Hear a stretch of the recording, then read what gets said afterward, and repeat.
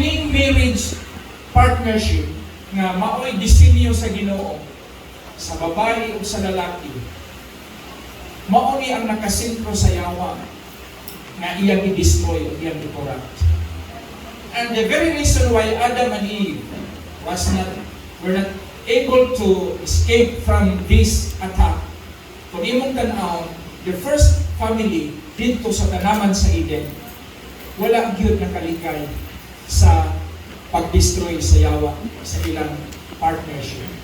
Ako, maglingo-lingo din ko ba ka ng, kung ako ba bilaw ng isang kung ako'y natulong sa kahintang ni Adam o ni Eve, nga ang iyang kinamagulangan anak nahimong kriminal sa ikaduhang anak, dili na ko ma-imagine kung saan ako pag-overcome.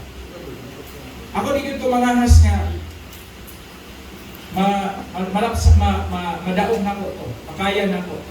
Ako na lang i-imagine. Pero samtang pamalandong ko ni Adam o ni Eve, kalagpas na din sila, it's because of the grace of God. Kaya naaman yun ang Diyos. No? Kaya sila pasag, di ba?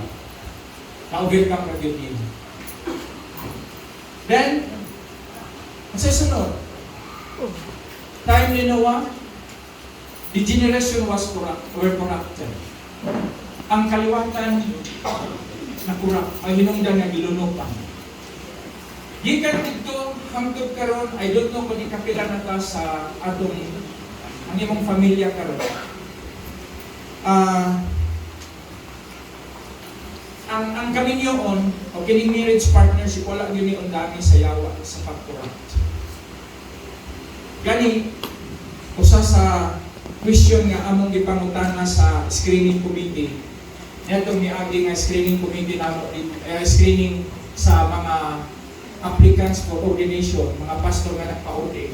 Usa sa among gipangutana, gilabay nga pangutana, if the Philippine government will allow same-sex marriage, are you willing to officiate? Ipangutana na namo sa among gi-screen sa ordination. Kung ang Philippine government magtugot sa same-sex marriage, imo bang pagkasunod? Para sa ako personally, manatili na yung panahon na di na kumulukan o di na ko mo apply o krasam certificate of authorization to solemnize marriage. Mundang na tingali kong pangasal.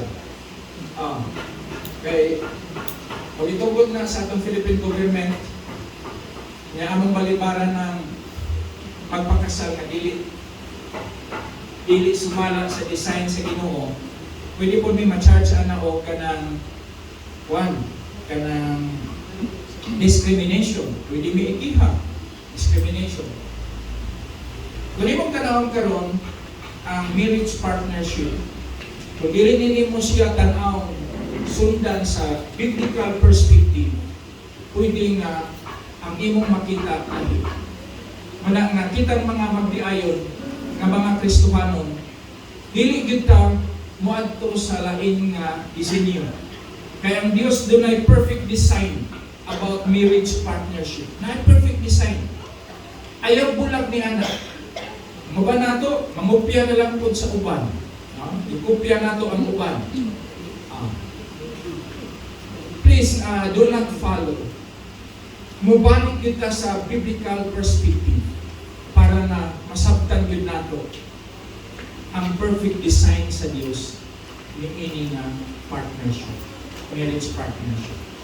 Exploring the strengths in marriage partnership from biblical perspective. Now,